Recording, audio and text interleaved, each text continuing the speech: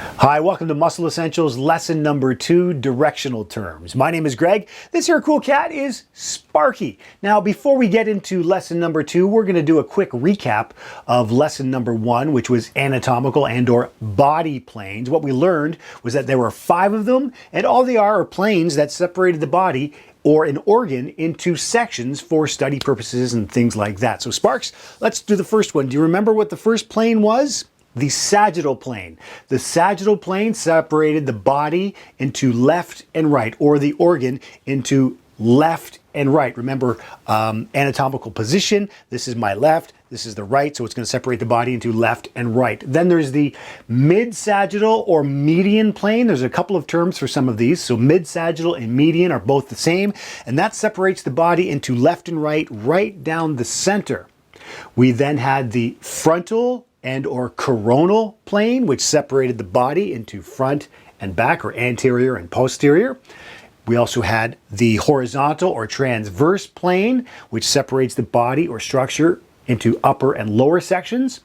And we had the last one, which was the oblique plane. The oblique plane separated the structure on an oblique angle. And that was all of lesson number 1. Now for lesson number 2, directional terms. We've heard a couple already. There are 13 lucky directional terms. We're going to go over those right now. Starting with these ones here I have on the chalkboard behind me. That's all 13. Also remember, you can download or print these off at greglenko.com or just follow along at the website as well, greglenko.com. So let's go with some directional terms here. The first one has a few different ways of what's the word I'm looking for, Sparks? It has a few different terms for it. Superior, cephalic, or cranial, okay? And that basically means superior means closer to the head or upper part of the structure. For instance, your knee is superior to your ankle. We have, after that, inferior, so we have superior and inferior. So your ankle is inferior to your knee, your elbow is inferior to your shoulder. We have anterior and posterior, which we've already talked about. So anterior would be toward the front, and posterior would be toward the back. So for instance, your sternum is anterior to your heart and everything else behind it.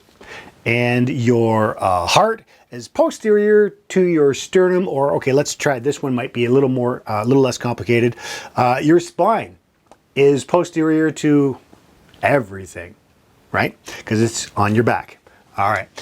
Now we have medial and lateral. Medial means closer to the midline or the median plane, right? We just went over that. So the median plane, and lateral means further from the median plane. For instance, in football, the quarterback gets the ball and he laterals because the quarterback's usually over the center, and so it's called a lateral because he's throwing the ball laterally.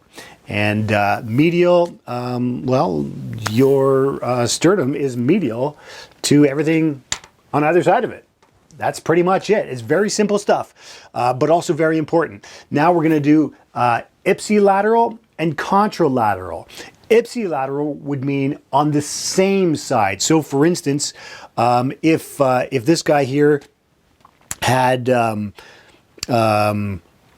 his organs, we could say his appendix is ipsilateral with his liver, or his gallbladder and his liver. They're all ipsilateral, whereas contralateral is on opposite sides. So his kidneys are contralateral to each other, okay? Or a spleen, contralateral to the liver, okay? Shoulders, contralateral. Ears, contralateral. That's how to remember it.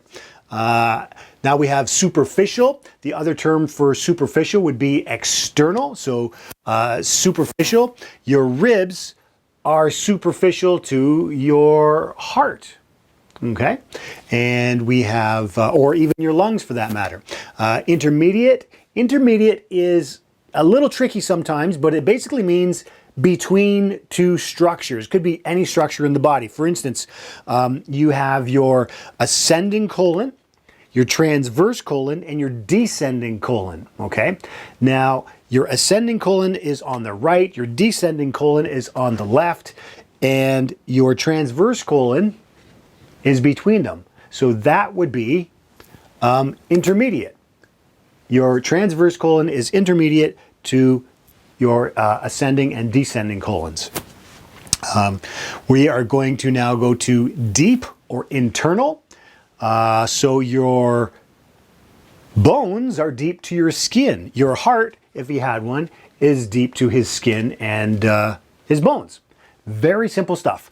And now we have last two, proximal and distal. So, okay, this, you can't see this on the camera, so I'm going to turn this a little bit here. Proximal and distal means closer to the trunk. Okay, so proximal means closer to the trunk. Distal is further from the trunk. So, Sparky here, his carpals, these little bones in here, are proximal to the metacarpals. Okay, his metacarpals are distal to his carpals. And that's it. That's all 13. So thank you for joining us for lesson number 2. For lesson number 3, we're going to go over some really cool stuff. Sparks, you want to give him, let him know what it is? Yep, exactly. What he said. Whatever it was. No, what we're going to do for lesson number 3 is we are going to go over various types of connective tissue, stuff that holds all the bones and muscles and stuff like that together. So we'll see you next time, and until then.